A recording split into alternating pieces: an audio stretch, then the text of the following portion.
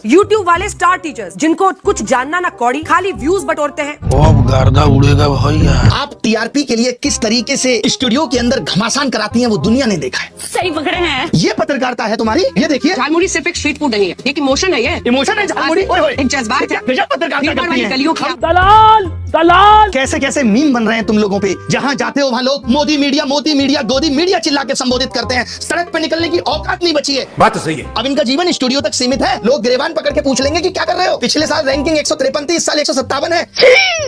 उटपटांग grabs लिखते हैं और उसके बाद से अपने आप को इतना महारथी समझने लगते हैं कि कुछ लोग उनको फॉलो करने लगते हैं उनके तमाशे की वजह से, और फिर वो जाकर जहां पर जो आता है वो बोलते हैं और उसके दम पर फिर वो पैसे वसूलते हैं। आप लोग रोना बंद कीजिए। तुमने क्या किया भाई? कभी प्रधानमंत्री से तुम सवाल पूछ पाए? 56 इंच सीने के सामने तुम्हारा सीना तो आधा इंच का भी नहीं रहा। इस सज्जन को क्या तकलीफ है भाई? पूछ पाओ देश की क्या हालत है, महंगाई पे सवाल कर पाओ। 7 साल में लीक हुए 80 से भी ज्यादा पेपर। कितने तुमने अपने स्टूडियो में लोगों को बुलाकर सवाल पूछे? हमको नहीं पता। ये जो आकर पैसों के लिए अपना धंधा बना रहे हैं एजुकेशन को, और इसी वजह से स्कूल्स, कॉलेजेस, यूनिवर्सिटीज में पढ़ाई नहीं होती है। बच्चों से कह दिया जाता है कि भैया तुम कोचिंग सेंटर कोई ज्वाइन कर लो तभी तुम क्रैक कर पाओगे। शक्ल देखो कितनी भोली है, लेकिन अंदर से लोमड़ी है। हम जैसे लोग जहाँ एक हफ्ते में 5 से 10 लाख लोगों के सवालों के जवाब देते हैं, तुमने हमें 2 कौड़ी का बता दिया। क्षण की बात। और जो वर्षों से तुम प्राइम टाइम के नाम पे देश की समस्याओं पे बहस करके नफरत फैला रही हो, उसका क्या?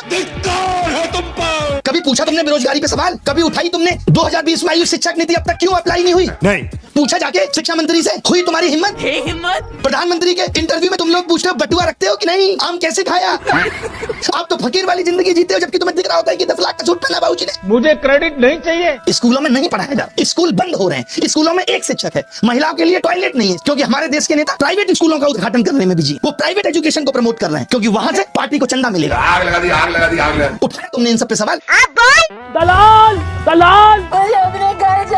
कई सारे ऐसे अकाउंट्स हैं जो बहुत ईमानदारी से बच्चों को पढ़ाते भी, जिसमें शिक्षक आते हैं शालीनता के साथ विषय पर ग्राफिक्स के साथ सब कुछ समझाते हैं। ये क्या हो गया? ये क्या सुन रहा हूँ मैं? विषय पर रहते, और ये बहुत अच्छी बात है। भारत के गांव में आज भी कोचिंग संस्थान जैसी सुविधा कई जगहों पर नहीं है, और जब वहां पर पढ़ाई का वही स्तर है जहां पर बच्चों को लाभ नहीं हो रहा है, तो ऐसे में ग्रामीण इलाकों में उच्च शिक्षा हासिल करना मुश्किल है। ऐसी परिस्थितियों में ये ऑनलाइन शिक्षक जो क्रेडिबल तरीके से बच्चों को हर चैप्टर के बारे में एक एक वीडियो बनाकर समझाते हैं। तुम लोग पहले थूकते हो और फिर चाटते हो। ये हमारे युवाओं के लिए वरदान है, और बहुत सारे शिक्षा यूट्यूब पर इस शिक्षा को आसान भी बना